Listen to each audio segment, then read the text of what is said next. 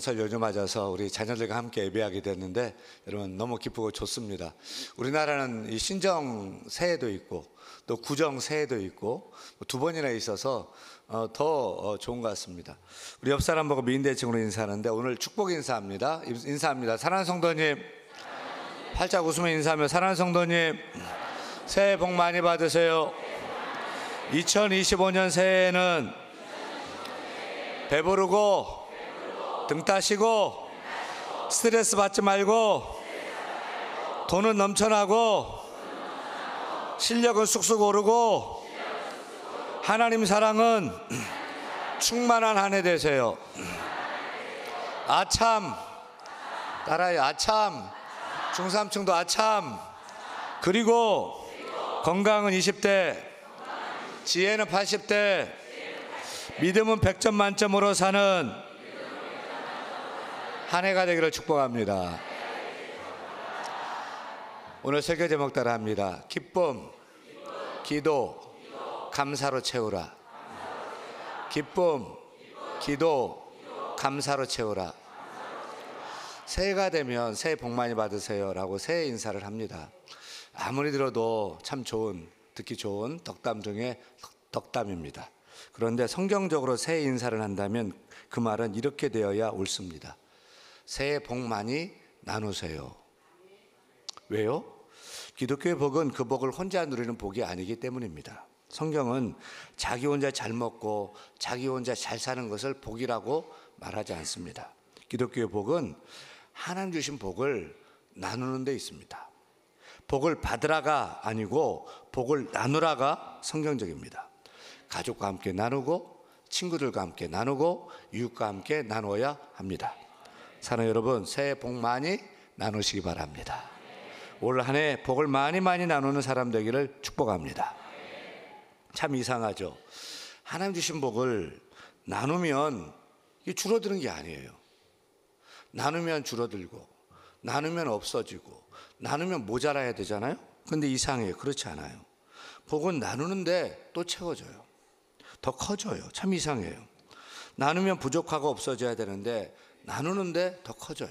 또 채워지는 거예요. 사이즈도 커지고 내용도 좋아지고 더 풍성하게 됩니다. 나눌수록 행복도 커지고 감사도 커지고 사랑도 풍성해집니다.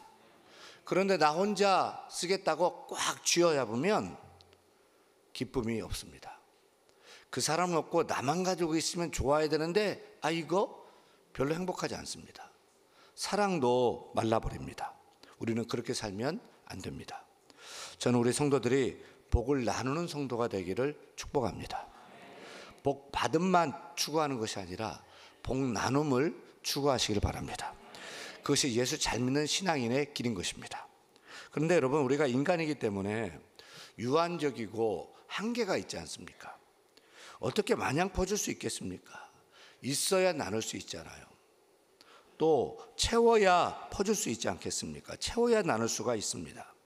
제가 어렸을 때 손잡이가 있는 작두 형태의 물펌프가 있었습니다. 지금은 수도꼭지 열면 물이 콸콸콸콸 쏟아져 나오는데 옛날에는 작두 물펌프를 썼습니다. 이 사진에 보면 나오잖아요. 이 물펌프에서 물을 쏟아내 쓰려고 하면은 먼저 물을 한 바가지를 부어야 돼요. 물을 안 부으면 아무리 작두질을 해도 물 안 나와요. 근데 물 한 바가지를 넣고서 작두질 열심히 하면 그냥 물이 콸콸콸콸 계속 물이 나오게 됩니다. 그러면 거기서 아침에 일어나서 세수도 하고 머리도 감았어요. 무더운 날에는 우통을 벗고 시원하게 등목도 했어요. 우리 어머니는 거기서 빨래도 하셨던 기억이 있어요. 이때 처음 붓는 물 한 바가지를 마중물이라고 불러요. 다른 물을 마중하러 가는 물이라는 뜻이에요. 이 마중물이 없이는 많은 물을 뽑아내 쓸 수가 없는 것입니다. 따라서 우리가 복을 나누는 인생으로 살려면 먼저 채우는 것이 필요해요. 마중물을 채워야 복이 콸콸콸 쏟아져 나오고 또 마음껏 나눌 수 있지 않겠습니까? 그래서 우리가 채워야 되는 마중물은 따라합니다. 기쁨, 기도, 감사입니다. 여러분, 올 한 해 기쁨이 콸콸 쏟아져 나오는 인생 되기를 원하십니까? 기쁨이 콸콸 쏟아지고요, 또 기도가 콸콸 쏟아지는 인생으로 살기를 원하십니까? 그래서 그 기쁨을, 그 감사를 가족들에게, 친구들에게, 이웃들에게 나누는 축복된 삶을 살기를 원하십니까? 그렇다면 먼저 채워야 돼요.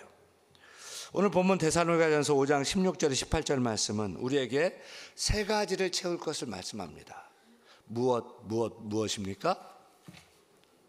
기쁨, 기도, 감사합니다.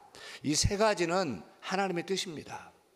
우리 인생을 향한 하나님의 좋으신 뜻입니다. 우리 삶을 풍성하게 만드는 영적인 원칙들입니다. 사랑하는 여러분, 항상 기뻐하십시오. 쉬지 말고 기도하십시오. 범사에 감사하십시오. 이렇게 말하면 단번에 에이, 말도 안 돼 라고 생각하는 분이 있을 거예요. 어떻게 사람이 항상 기뻐할 수 있어? 좋을 때야 뭐 완전 기뻐하겠지만 힘들 때, 어려울 때, 슬플 때, 고난당할 때 어떻게 기뻐하고 뭐 그걸 기도하고 감사할 수 있어? 살다 보면 열받고 화나는 일도 많은데 어떻게 항상 기뻐하고 기도하고 또 어떻게 그렇게 범사에 다 감사할 수 있어? 말도 안 돼 라고 할 거예요. 제가 볼 때도 항상 기뻐하는 일, 쉬지 말고 기도하는 일, 범사에 감사하는 일은 말도 안 되는 일이에요. 그 중에서도 기뻐하는 일, 또 감사하는 일은 정말 어렵다고 생각돼요. 왜냐하면 기도는 의지 결단이니까 뭐 하면 할 수 있어요. 뭐 금식이라도 하면서 막 기도해야 되겠다 하면서 내가 노력할 수 있단 말이에요. 근데 기쁨, 감사는 의지가 아니고 감정의 영역이에요. 감정. 기쁨과 감사는 감정인데 하라고 하면 그 감정이 바뀌어져요? 머리 뚜껑이 열려서 화가 났는데 기뻐해, 웃어, 감사해. 그러면 로봇 마냥 그럼 바뀌어가지고 웃고 막 미소 짓고 막 감사할 수 있어요? 막 화가 나고 막 열이 뻗는데 고맙습니다 라고 전환이 돼요? 그렇다면 그것은 조작이에요. 감정 조작이란 말입니다. 여러분, 항상 기뻐하라, 쉬지 말고 기도하라, 범사에 감사하라는 것은 아닌데 감정을 억지로 조작하라는 것이 아닙니다. 또 감정을 무시하라는 것도 아닙니다. 이것은 우리 믿는 자의 영적인 태도를 말하는 것입니다. 믿는 자, 신앙인의 삶의 방향성을 말하는 것입니다. 우리의 영적인 태도와 방향성이 항상 기뻐해야 된다는 것입니다. 항상 하나님을 의뢰하고 하나님께 기도해야 된다는 것입니다. 모든 일에 감사하는 삶을 살아야 된다는 것입니다. 이것이 믿는 자의 영적인 태도이고 방향성이 되어야 한다는 것입니다. 이것이 우리를 향한 하나님의 뜻이라는 사실이죠. 아멘입니까? 아멘입니까? 하나님은 우리 수준을 모르고서 그런 삶을 살라고 요구하는 게 아니에요. 모든 부모의 자녀를 향한 바람, 그 뜻은 항상 자녀의 수준 그 이상이에요. 부모는 누구보다 자녀를 잘 알아요. 그 한계를 잘 알아요. 그래도 될 수만 있다면 내 자녀가 더 잘 되기를 원하고, 더 잘하기를 원하고, 더 탁월하기를 원하고, 내 자녀가 행복하게 기쁘게 살기를 원하는 거예요. 하나님도 마찬가지예요. 하나님은 우리가 항상 기뻐할 수 없다는 것을 잘 알아요. 쉬지 않고 기도할 수 있다? 이거 못한다? 잘 알아요. 범사의 모든 일에 감사하며 살 수 없다는 것도 하나님은 누구보다 잘 알아요. 우리의 연약함, 우리의 부족, 우리의 한계를 누구보다 잘 안단 말이에요. 그럼에도 하나님 우리가 이 땅에서 천국을 살기를 원하십니다. 그래서 항상 기뻐하라고 하시는 것입니다. 쉬지 말고 기도해라, 범사에 감사하라고 하시는 것입니다. 여러분, 하나님의 뜻은 우리가 원망불평으로 원통위하면서 살고 이 땅에서 고생하면서 겨우겨우 견디다가 죽은 후에 천국 가서야 비로소 해피하고 기뻐하는 행복한 삶을 사는 것을 원치 않습니다. 그건 하나님의 뜻이 아닙니다. 하나님의 뜻은 우리가 이 땅에서도 행복하기를 원하시는 것입니다. 가능하면, 할 수만 있다면 이 땅에서도 천국을 누리기를 원하는 것입니다. 그래서 우리가 항상 기뻐하기를 원하십니다. 쉬지 말고 기도하기를 원하십니다. 범사에 감사하기를 원하십니다. 그 천국의 행복한 삶을 먼저 이 땅에서 내가 누리고 또 알지 못하는 자에게 나누고 전하는 삶을 살기를 하나님은 원하시는 것입니다. 따라서 우리가 올 한 해 기쁨, 기도, 감사로 천국의 삶을 살고 그 삶을 나누기 원한다면 먼저 할 일은 마중물로 채워야 돼요. 먼저 내 영혼에 기쁨을 채워야 돼요. 기도를 채워야 돼요. 감사를 채워야 합니다. 어떻게 항상 쉬지 말고 범사에 기쁨, 기도, 감사를 채울 수 있을까요? 구체적으로 좀 생각합니다. 첫째, 따라합니다. 기쁨을 채우라. 기쁨을 채우라. 우리 오늘 본문 데살로니가전서 5장 16절 말씀 같이 읽습니다. 항상 기뻐하라. 다시 한번 항상 기뻐하라. 여러분 기쁨을 채우시길 바랍니다. 꽉꽉 채우는데 기쁨을 채우시길 바랍니다. 기쁨으로 충만하기를 축원합니다. 저는 식사 때마다 비타민을 챙겨 먹는 습관이 있어요. 또 주말에 감기 걸려가지고 지금은 비타민을 3알씩 챙겨 먹고 있어요. 왜요? 내 몸이 소중하니까 그래요. 그런데 우리 영혼에는 기쁨이 우리 영혼을 행복하게 만드는 비타민입니다. 우리는 기쁨의 비타민, 기쁨의 영양제를 챙겨 먹어야 합니다. 그래야 내 영혼이 건강하고 행복하게 됩니다. 내가 기쁘면 우리 아내도 기쁘게 되고요. 우리 자녀도 기쁘게 되고요. 내가 기쁘면 우리 가정이 행복하게 되는 것입니다. 내가 기쁘면 우리 교회도 행복하게 되는 것입니다. 기쁨은 모든 것이 제대로 되고 있다는 사인이에요. 내 안에 기쁨이 넘친다면 하나님과의 관계도 좋은 것이고, 내 안에 기쁨과 즐거움이 있다면 하는 일도 만족하다는 그런 증거죠. 그러면 모두가 나로 인해서 기쁘고 즐겁고 행복하게 되는 것입니다. 그래서 기쁨이 중요한 것입니다. 그래서 항상 기뻐해야 하는 것입니다.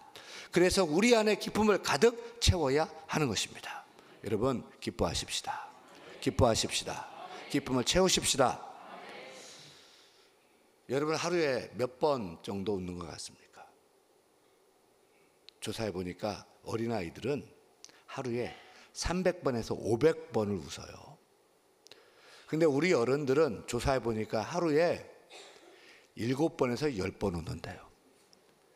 그것도 4번이 비웃음이고요, 2번이 썩썩어요, 1번이 기가 막혀서 헐 하면서 웃는 것이라는데 정말 그렇습니까? 저는 이 웃지 못할 연구 결과를 보고 2가지를 생각해요. 첫째는 우리 어른들이 어린아이들의 웃음소리가 끊이지 않도록 해야 할 책임이 있다. 우리 가정에서 우리 아이들, 우리 자녀들의 웃음을 빼앗지 않아야 할 것입니다. 우리 아이들의 웃음소리가 가정에서 끊이지 않고 우리 교회에 넘쳐나야 할 것입니다. 2번째는 우리 어른들이 왜 그렇게 웃음을 잃게 되었느냐는 거죠. 어떤 사람은 과거에는 구원의 기쁨이 충만하고 교회 오는 것이 좋고 막 예배 드리는 거 즐겁고 행복했는데 시간이 지나면서 식어지더라는 거예요. 당연하죠. 아무리 맛있는 그 국도 시간이 지나면 식어지는 거예요. 그럼 어떻게 해야 돼요? 다시 끓여야 되죠. 그래서 여러분 기쁨도 그런 거예요. 다시 끓여야 돼요. 기뻐하다는 말은 영어로 리조이스인데 리는 다시라는 말이에요. 다시 기뻐해야 된다는 거예요. 기쁨을 잃었으면 다시 기뻐해야 돼요. 다시 십자가 앞에 서고 다시 복음을 듣고 다시 구원의 감격을 회복하고 다시 기뻐해야 돼요. 기뻐하고 또 기뻐해야 할 것입니다. 그래도 그렇지 어떻게 항상 웃고 항상 기뻐할 수 있겠습니까? 여러분 우리가 항상 기뻐하기 위해서는 기쁨을 찾고 기쁨을 선택해야 돼요. 기쁨은 믿음의 선택이에요. 믿음으로 기쁨을 선택하는 거예요. 기쁨의 비타민을 일부러 찾아 먹어야 돼요. 빛과 그림자는 공존하고 긍정과 부정은 공존합니다. 칠흑같이 캄캄한 밤하늘에도 반짝반짝 빛나는 별들이 있습니다. 따라서 우리가 무엇을 보고 무엇을 찾고 무엇을 선택해야 됩니까? 캄캄하지만 아무것도 없지만 어렵고 힘들지만 그 가운데 빛을 보고 그 가운데서 별을 보고 소망을 갖고 기뻐해야 되는 것입니다. 기쁨은 일이 잘 풀릴 때만 느끼는 감정이 아닙니다. 어려움과 고난 가운데서도 믿음으로 하나님을 신뢰하는 일입니다. 하나님이 좋은 것을 주실 것을 기대하는 것입니다.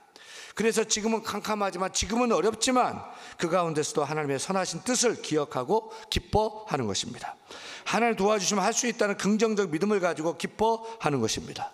절망 속에서 희망을 보고 기뻐해야 하는 것입니다. 그래서 우리 성도들은 1년 2025년 이번 올 한 해 365일 살면서 월요일은 원래 기뻐하고요, 화요일은요 화가 나도 기뻐하고요.